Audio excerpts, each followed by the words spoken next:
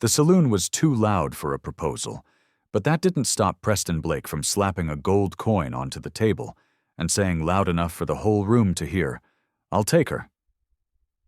Annie McCall stood frozen, the ink on her father's funeral notice still wet in her pocket, her knuckles white around the handle of the old satchel she carried. Behind the bar, the clink of glasses stopped. Preston, the wealthiest rancher in Mason Hollow, had no interest in love. He wanted labor, land, and lineage. Annie's father had owed him, and the townsfolk knew it. Now, with her family gone and nowhere to turn, it was assumed she'd say yes. But she didn't move. She didn't cry. She just scanned the room like she was reading scripture. In the corner stood a man who hadn't spoken all night.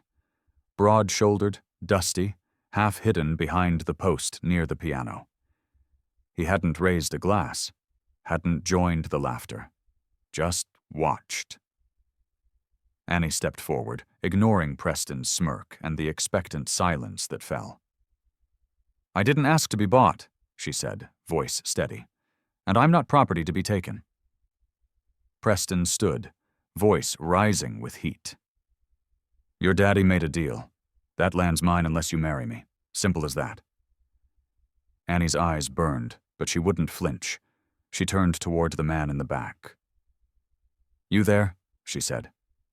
"Would you marry me?" Gasps swept the saloon. The cowboy didn't move for a heartbeat. Then he stepped into the light. Weathered face, eyes sharp like prairie wind, a small scar across his jaw. "Name's Eli Carter," he said quietly. "I don't make promises I can't keep." Annie nodded once. "That's more than I've been given in weeks." Preston's fist hit the table. "This ain't a church, girl. You think some no-name wrangler can—" But she wasn't listening. Eli had already stepped beside her, hands calm at his sides, as if none of this was new to him.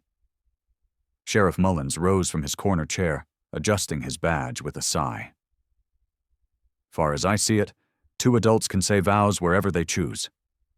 He looked to Annie. "You sure?" "I am," she whispered. As the sheriff began reciting words over the stunned crowd, Annie felt a strange calm settle. She hadn't chosen safety or money, but she'd chosen. And that was something no one could take back. By morning, the news had spread like wildfire across Mason Hollow. Annie McCall had married a cowboy no one knew, and Preston Blake had stormed out of the saloon red-faced and swearing vengeance. Eli Carter stood at the edge of the small porch outside the livery stable, sipping black coffee like he hadn't just upended half the town's power structure. Annie sat on a hay bale nearby, trying to make sense of the night. "Why'd you say yes?" she finally asked, not looking at him. "You didn't owe me anything." Eli's voice was slow and plain. "'Cause you didn't flinch." That was all he said.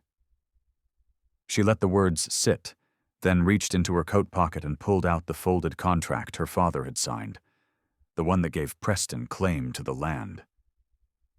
She lit a match and held it to the corner. Eli didn't stop her. They both watched it burn, the flame curling the paper like a dry leaf until there was nothing left but ash dancing in the morning wind. That land, 50 acres of dry brush and stubborn soil, was all she had left of her bloodline. And now, it was also the place Preston would come to claim. "He won't stop," she said softly. "Preston thinks he owns people, especially women." Eli didn't answer. He just set his coffee down, checked the revolver holstered at his hip, and looked out over the road like he'd been waiting for this kind of trouble his whole life. "How long till he rides out here?" she asked. "He won't," Eli said. "Not first." Annie turned to him. "Then what?" "He'll send someone else, a warning." She shivered, despite the sun rising warm behind them. They spent the day in silence, mending fences and clearing the small cabin Annie's father had once lived in. Eli didn't ask questions. He worked like he'd always belonged there. By sunset, the cabin looked livable, and a single horse approached on the trail. One rider, dark hat, lean build. Eli saw him before she did. "Stay inside," he said. "What are you going to do?" Annie asked, worry rising. Eli's eyes never left the rider. "Remind him I don't scare easy." When the stranger rode up, he didn't speak, just tossed a letter at Eli's boots and turned his horse without a word. Eli picked it up, opened it, and read. His jaw tightened. "What does it say?"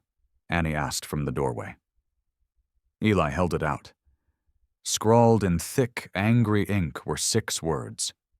"You stole from me." "I'm coming." 3 nights later, the sound of hooves woke them both. Eli was off the cot and out the door before Annie had fully sat up. From the window she saw him, calm, still, a silhouette against the moonlight, facing 3 riders who'd come silent through the brush. They weren't local boys. Too quiet, too steady in the saddle, like men used to finishing what they started. One of them spit into the dust. "Blake says you owe him a woman or a grave," he said. Eli didn't reply, just slid the strap from his shoulder, letting his rifle drop into his hands like it was part of him. The tallest rider leaned forward. "This don't have to be loud. Hand her over. Walk away clean." Eli took 1 step forward. "I don't hand over people, and I don't walk away." The man on the left moved first.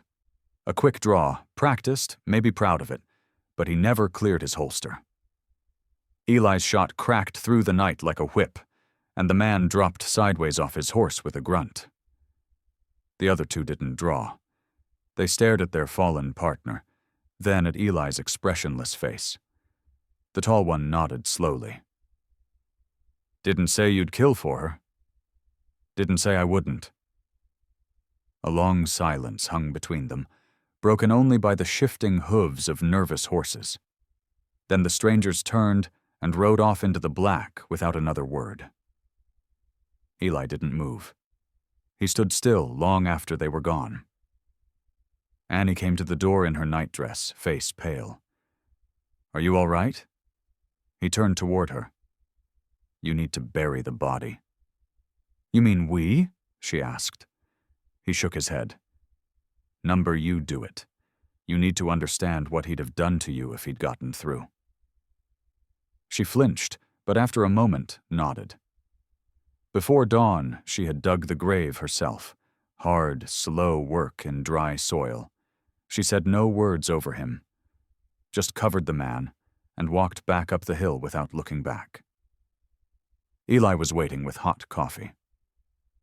"That your way of teaching me strength?" she asked. He handed her the cup. "Number, it's my way of making sure you never doubt what I'll do to keep you safe."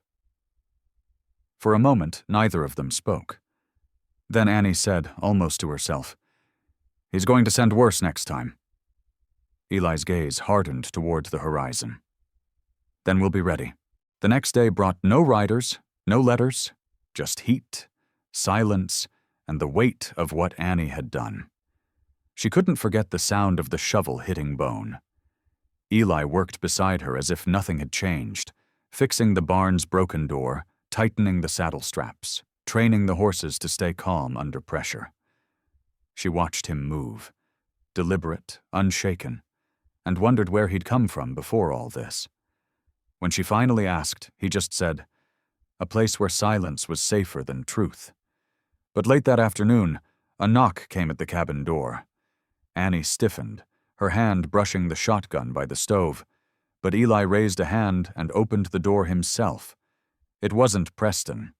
It was a woman, gray hair tucked into a kerchief, lines on her face like dried riverbeds, a travel bag in one hand and a pistol holstered on the other.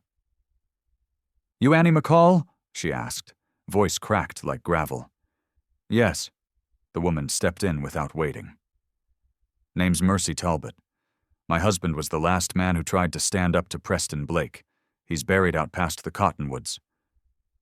Annie's throat tightened. I'm sorry. Don't be. He was too proud to run, and too kind to kill. You, she glanced at Eli, might just be mean enough to finish what he started. Mercy dropped a rolled map on the table. This here is everything Blake doesn't want people to know. Where he runs his fences through government land, where he hides livestock he steals before branding them, where he buries the ones who don't bend. Eli unrolled it carefully. Red X's, handwritten notes, hidden paths through arroyos and canyons. Annie stared at the markings.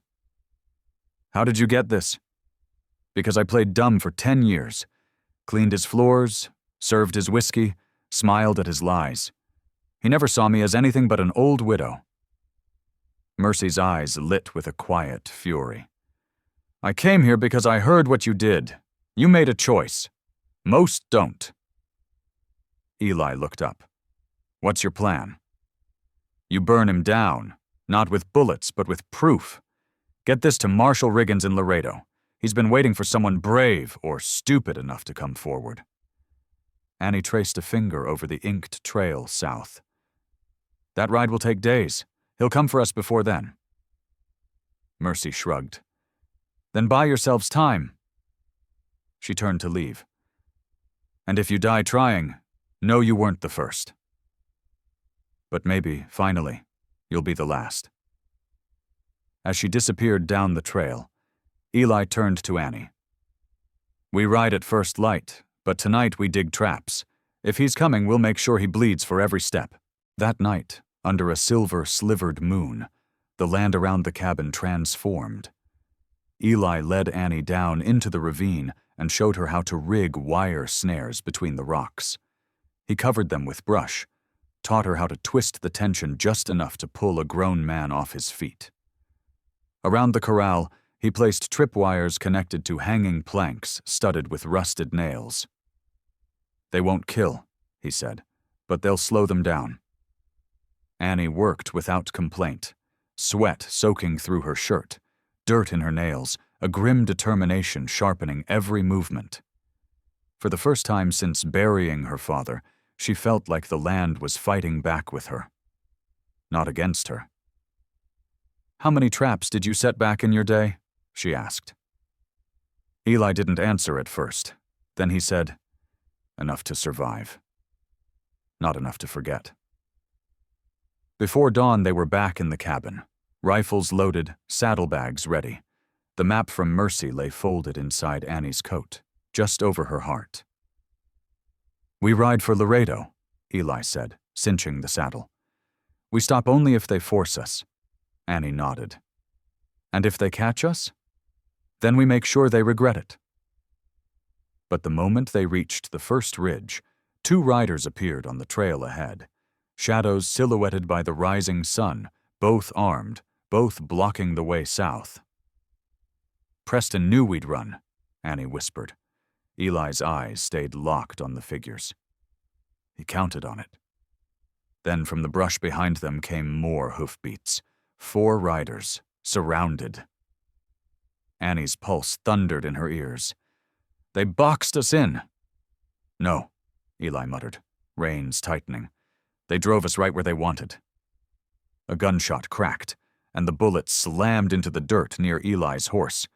Chaos broke. Annie ducked as Eli fired back, his shot punching one rider off his saddle. The traps they'd laid at the rear flared to life, screams, crashing wood, and a second rider yelling as a snare yanked him into the brush. Eli grabbed Annie's reins and shouted, "Now!"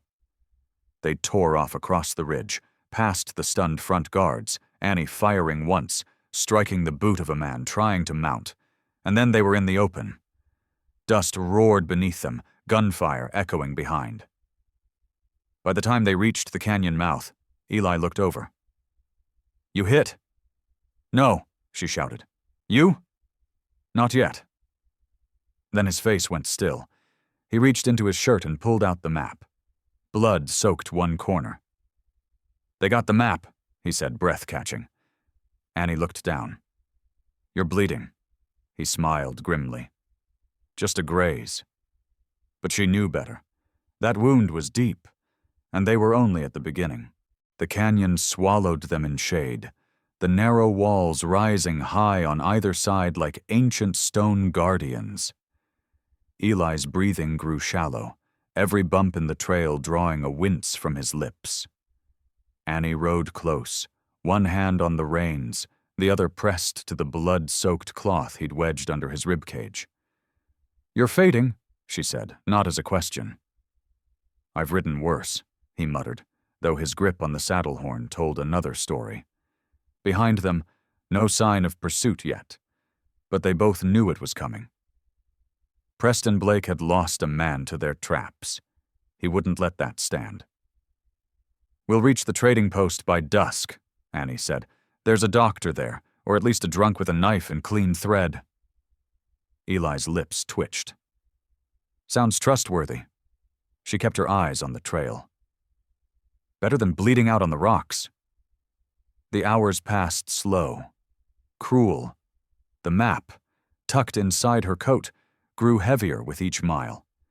She kept replaying Mercy Talbot's words. Burn him down with proof. But what good was proof if they never made it? They crossed a creek bed by mid-afternoon, water running low and warm. Annie let the horses drink, then tore a strip from her petticoat and soaked it, pressing it gently to Eli's side. He didn't flinch, but his face had gone pale as bleached bone. "Don't you dare," she whispered. "Not now. Not when we're this close." He opened one eye. "Bossy for a bride." She laughed once, short and broken. "Guess marriage brings out the worst." As they crested the next ridge, the trading post came into view. A weather-beaten shack with a rusted sign and 2 mules tied out front. Annie leapt down, ran inside, and nearly slammed into a wiry man with a long beard and a pistol tucked into his boot. "You got a needle, thread, and whiskey?" she snapped. He blinked. "Depends who's bleeding." "My husband. And if he dies, so do you." 10 minutes later, Eli lay on a rough table while Annie held his hand, watching the trader pour whiskey into the wound. Eli's teeth clenched, jaw tight, but he didn't make a sound as the man stitched him closed. "You done this before?" Annie asked. "Enough times to lose count," the man said, wiping his hands. "But if Blake's after you, you better ride hard when the sun rises." "We will," she promised. That night, as Eli drifted into a fevered sleep, Annie sat by the window, rifle across her lap, eyes scanning the dark. The wind whistled through the canyon like a warning. Somewhere out there, Preston Blake was coming. And next time, he wouldn't miss. Eli slept fitfully, fever twisting his dreams into half-whispers and clenched fists. Annie sat by the door of the trading post through the long, dragging hours of the night, watching shadows stretch and shrink across the dirt. She didn't move, didn't speak, just listened to the wind and the creak of the porch boards as if the earth itself might warn her when danger came. Around dawn, she took out the piece of paper she'd been keeping in her saddlebag, a letter she had written the night before her wedding to Preston Blake was arranged. It was a goodbye to her sister in Abilene, one she never had the courage to send. The ink had smudged in the corner where a tear had fallen. Annie read it silently now, lips barely moving. "I don't know if I'll survive this. I don't know if being obedient makes me good or just afraid. But I still remember how Mama taught us that a woman's soul is like the earth. It can be stomped on, scorched, forgotten, and still bloom when the rains come. I just hope I find my rain before it's too late." She folded it slowly, fingers trembling. Then she fed it to the fire in the stove. That girl, the one who wrote that letter, was gone. In her place stood someone else, someone who knew how to dig graves and shoot straight and choose love, even if it came wrapped in dust and silence. Eli stirred on the cot, eyes opening slowly. "Still here?"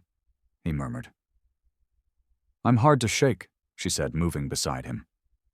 "Good," he muttered. Wasn't ready to die alone. You're not dying. She checked the bandage, gently pressing around the wound. You're burning hot, but the bleeding's stopped. Means it'll scar. Means you'll live. He managed a weak smile. You sure about that? She leaned in. I didn't ride this far to bury another man. Outside, hooves clattered. Not a full group, just one horse. Annie grabbed the rifle and eased toward the door. A boy, no more than 13, rode up, face pale, hands shaking. Are you Annie McCall? Who's asking? I was told to give you this. He held out a crumpled note. From Mercy Talbot. She said they're moving Blake's stash north. Tonight. He's running scared. Annie took the paper. Inside was a map with 2 words written in thick charcoal. Final chance. She looked back at Eli, who had fallen asleep again, face still strained. Then at the boy. Tell her. We'll be there. Her voice was steel now. She had something more powerful than land or a gun. She had nothing left to lose. They rode out under a moon so bright it cast shadows sharp as knives. Eli's fever had broken by evening, and though his side ached with every breath, he insisted on saddling his own horse. If he's going to run, he said through gritted teeth, we're going to make sure he limps. Mercy's map led them west, past dried gullies and half-dead orchards, to a long-abandoned cattle station just beyond Widow's Ridge. That was where Preston Blake kept the things he couldn't afford to lose. The proof of his fraud, the stock he'd stolen, and the documents that could hang him. You sure this is it? Annie whispered, crouched beside Eli behind a rusted wagon. A lantern flickered in the barn's loft, where 2 men paced with rifles slung lazily at their hips. Eli nodded. That's his stash. I've seen men protect gold with less attention. What's the plan? You take the rear, I'll draw them out. You're still bleeding. Then I'll bleed on their boots. Annie wanted to argue, but there wasn't time. They split without another word, just a look, long and fierce, and disappeared into the darkness. Moments later, Eli stepped into the clearing, rifle in hand. Evening, boys, he called. This Blake's hideaway, or just another lie he built on someone else's back? The guards froze. One reached for his gun, but Eli fired first, missing by inches but sending the man tumbling for cover. Annie slipped in through the rear, heart pounding. The barn smelled of hay and oil and old secrets. Inside, a row of crates lined the far wall, each stamped with ranch brands Annie didn't recognize. She cracked one open.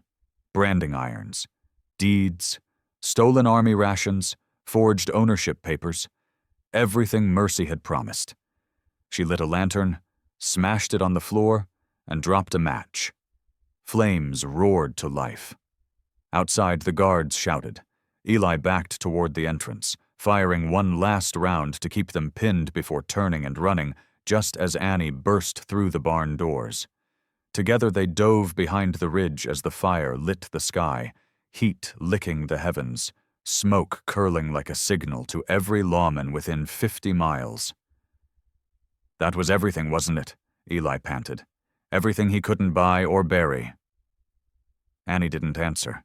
She just watched the fire, face lit gold and wild, eyes wet but unblinking. Now we ride to Larredo, she said. Before the ashes cool. Eli grunted. You think Blake'll chase us this time? I hope he does, she whispered. Because if he's chasing, it means he's not hiding, and men like him should never get to hide. In the distance, the fire roared louder. But inside Annie, something quiet had finally settled. Not fear, not rage, just purpose.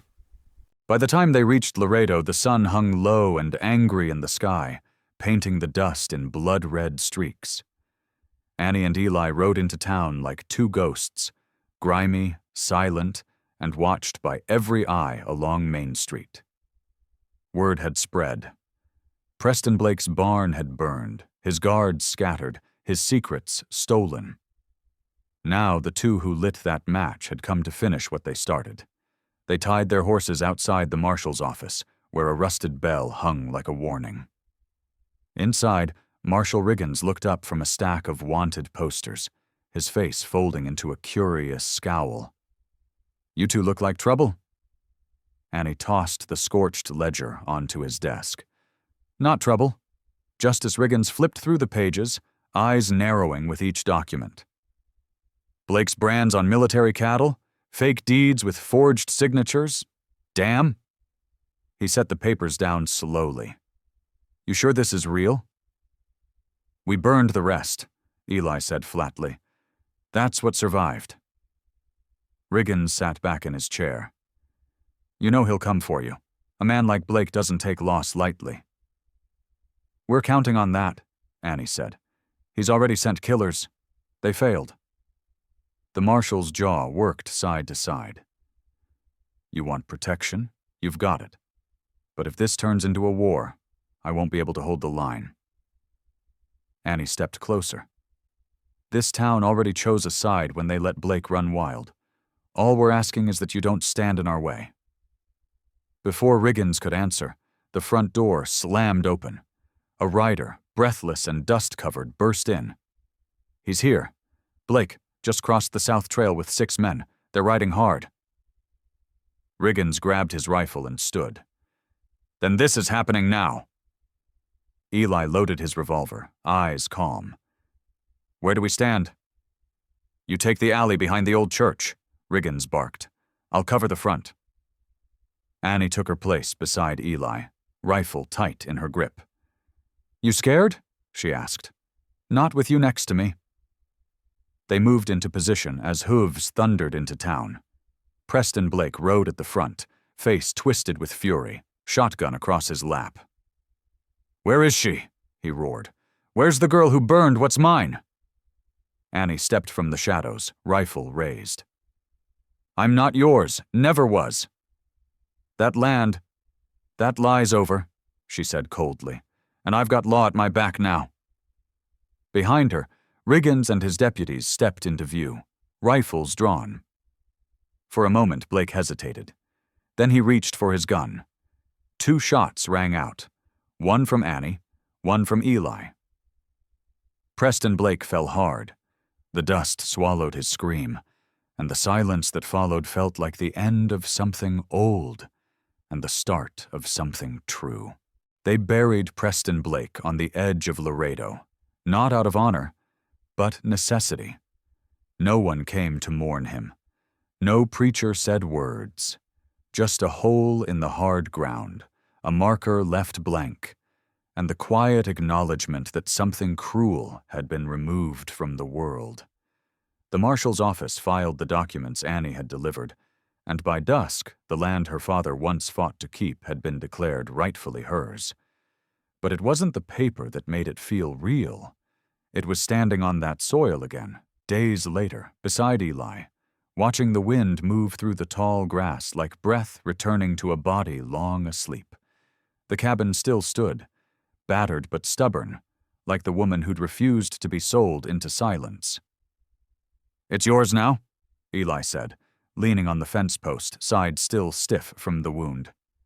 "Every acre." Annie nodded. "But it never really was about owning it. It was about choosing what stayed mine, my name, my voice, my right to say no." He smiled, slow and quiet, the way he always did when he meant something deep. "You'll build something better here." "Not alone," she said. He turned to her. "That an invitation?" "It's a promise." They spent the next weeks rebuilding, plank by plank. The townsfolk, once wary, now humbled, sent tools, nails, fresh cloth. Mercy Talbot returned with jars of preserves and a pack of letters from other women who'd once worked under Blake's shadow. "Turns out," she said, "when one woman stands up, a whole damn line follows behind her." At night, Annie would sit on the porch beside Eli, watching the stars blink into view one by one. Sometimes they'd talk, sometimes not. It was enough just to breathe the same air and know no one would take it from them. One evening, she opened the drawer where her father once kept a rusted revolver and placed the marriage contract Preston had offered her on top. She didn't burn it this time. She left it there, unfolded, untouched, a reminder of who she could have become and who she refused to be. A month later, they marked the land with a new sign, McCall Carter Homestead. Not flashy, not grand, just honest, built from blood, ash, and truth. As the first rain in weeks rolled across the horizon, Annie stepped outside, face lifted to the sky. "Told my sister once I was waiting for the rain," she whispered. Eli came to her side. "Looks like it found you." She took his hand. "No," she said, smiling. "We found each other." Please like, share, and subscribe to support more true-hearted stories on Native Western Tales. If you had seen her there, would you have stepped in too? Tell us in the comments.